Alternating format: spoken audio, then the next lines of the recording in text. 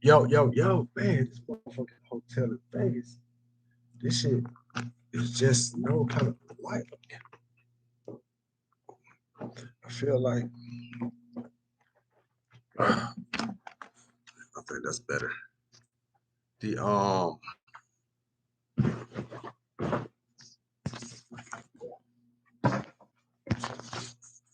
right. I probably should have did all this before I click.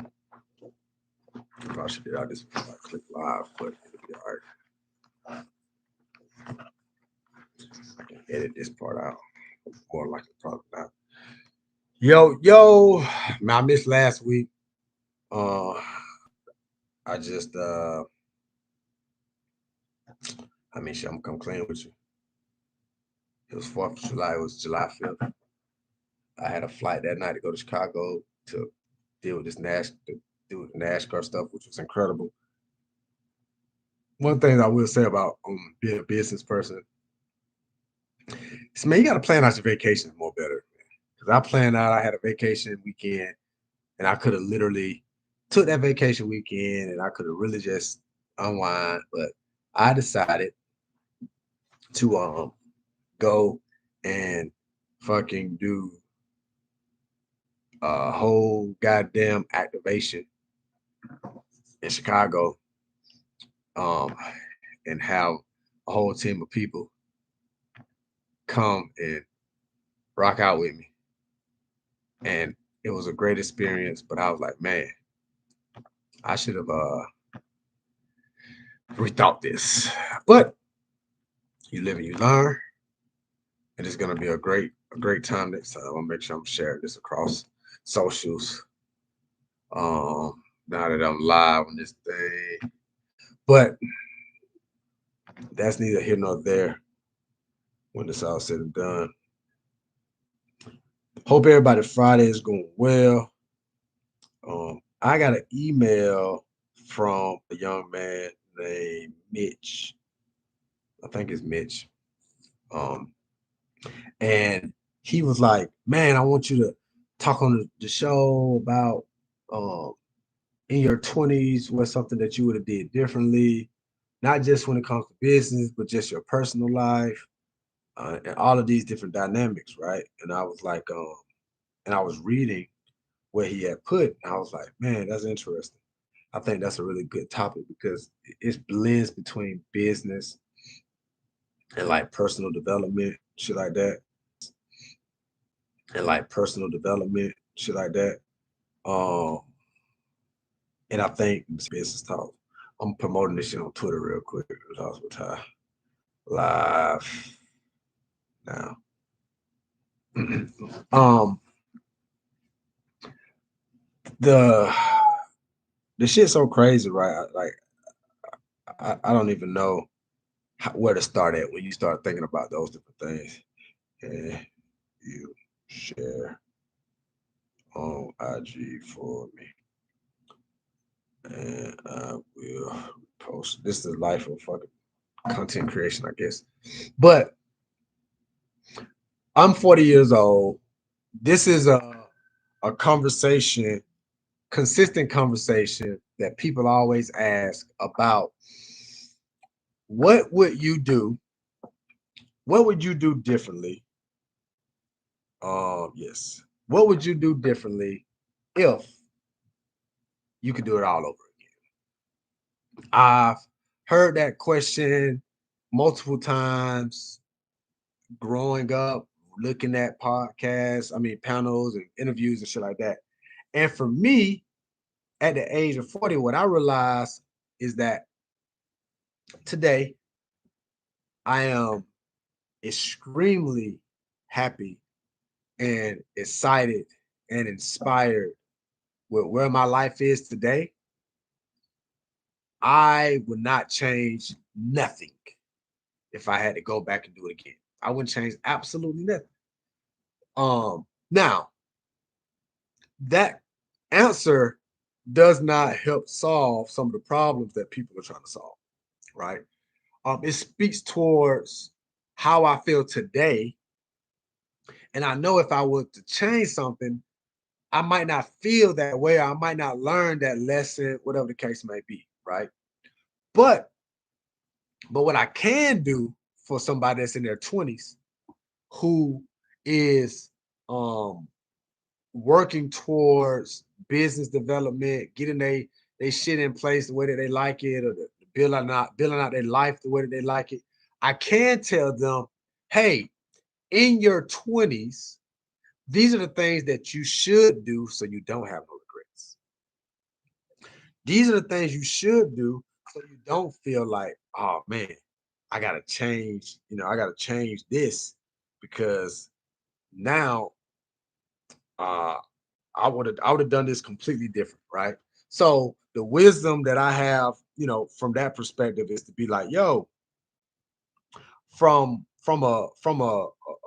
like the guiding lights perspective of like building out these things, I would say when you're in your 20s, educate yourself so much before you take risk.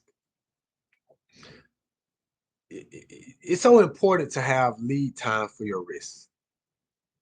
When you think that calculated risk is basically lead time combined with the concept of taking risk, right? That's a calculated risk to me.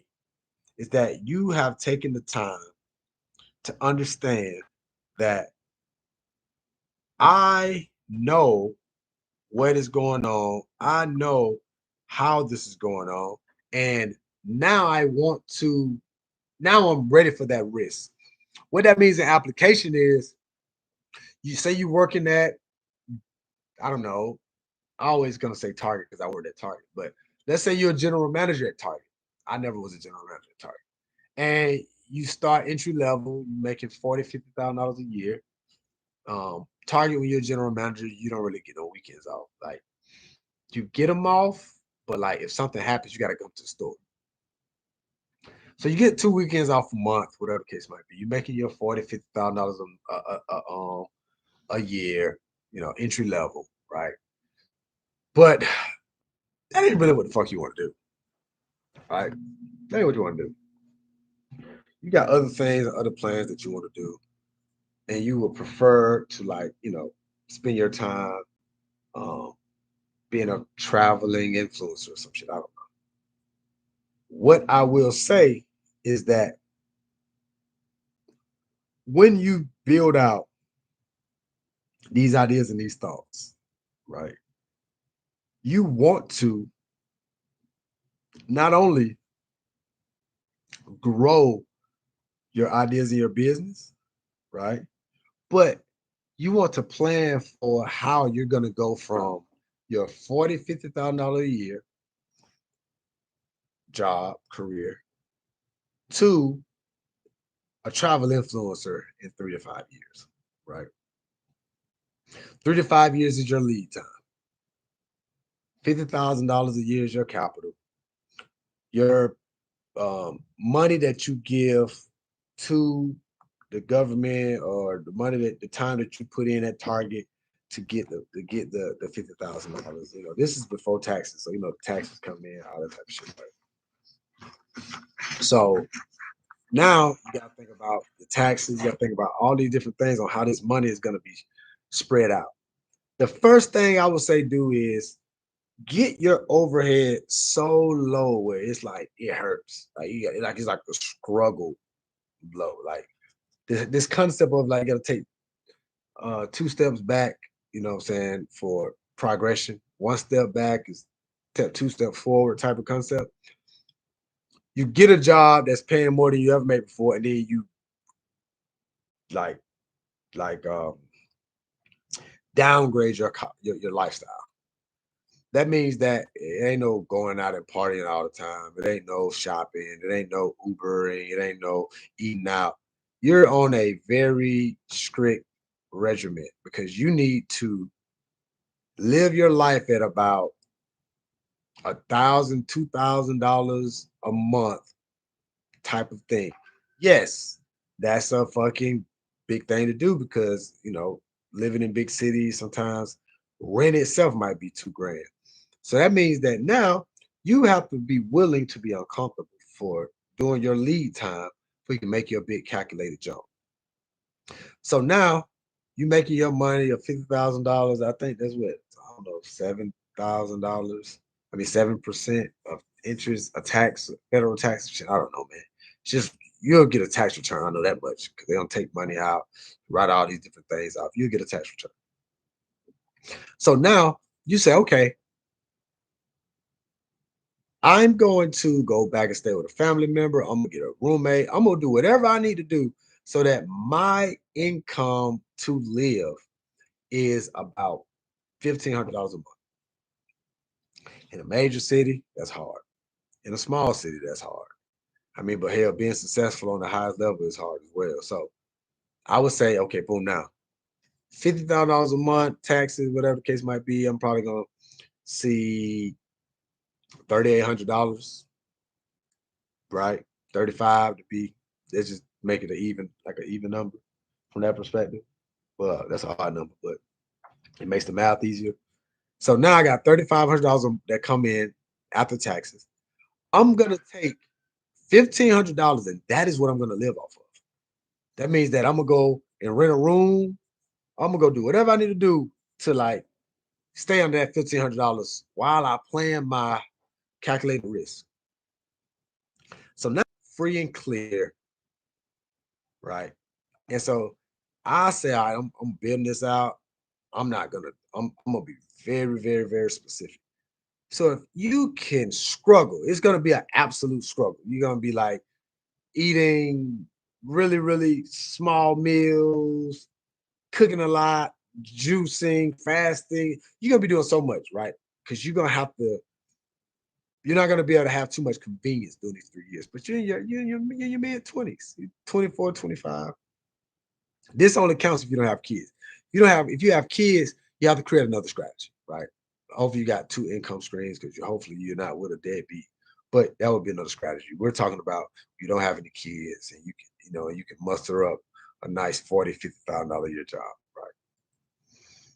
So you clean it, you bring it in $3,500 a month.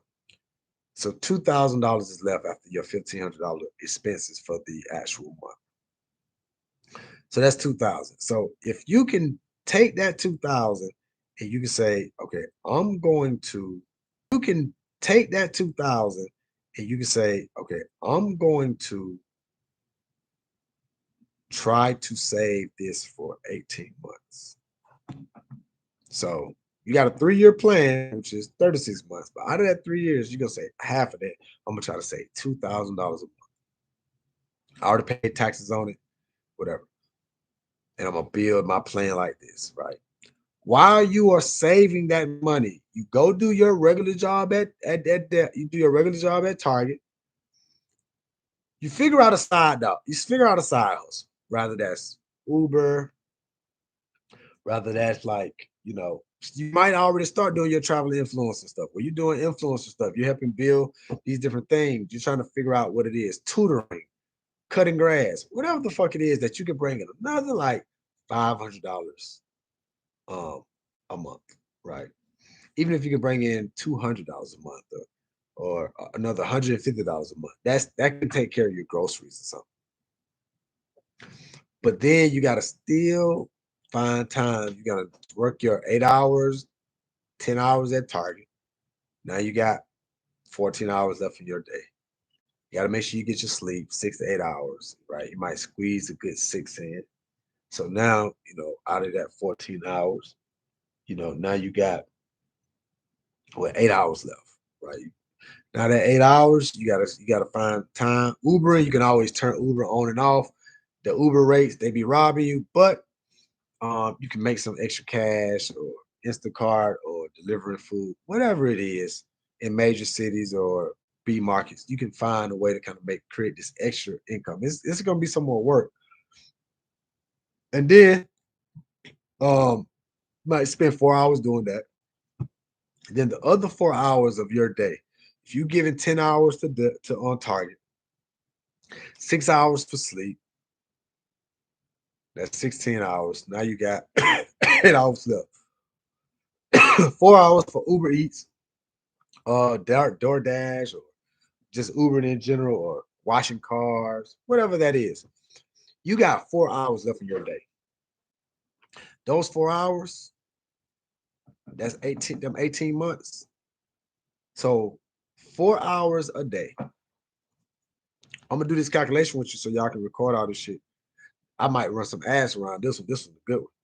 So that $2,000 you're trying to save a month for 18 months, that's $36,000 pretty much in a year and a half. If you do your schedule right, ain't no bullshit. It ain't no hanging out with friends, none of that. Let's say you do want to hang out with friends 1, 2 days out or whatever, right? You got to think about this, right? I got 5 minutes because I got another call. You got 4 hours a day. I just broke down this whole shit. So you got 4 hours a day.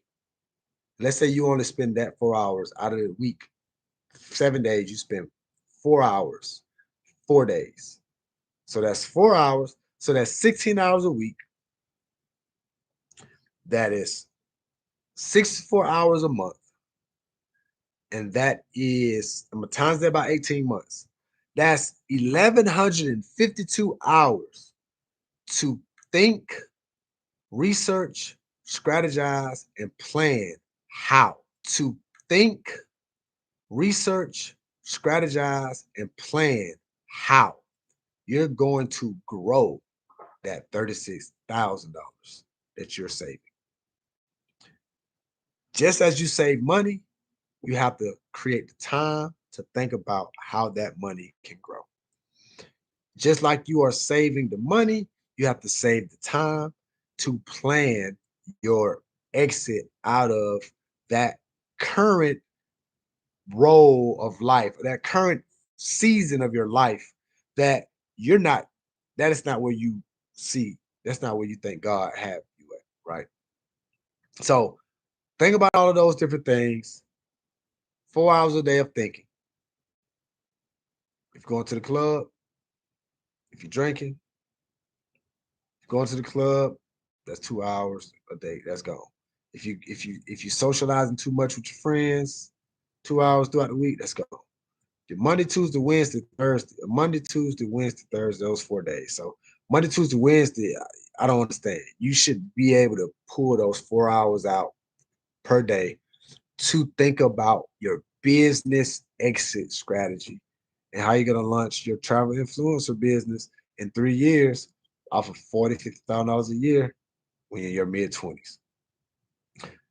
You do all of these different things, take these concepts and ideas, you know, figure out how to put your own twist on it.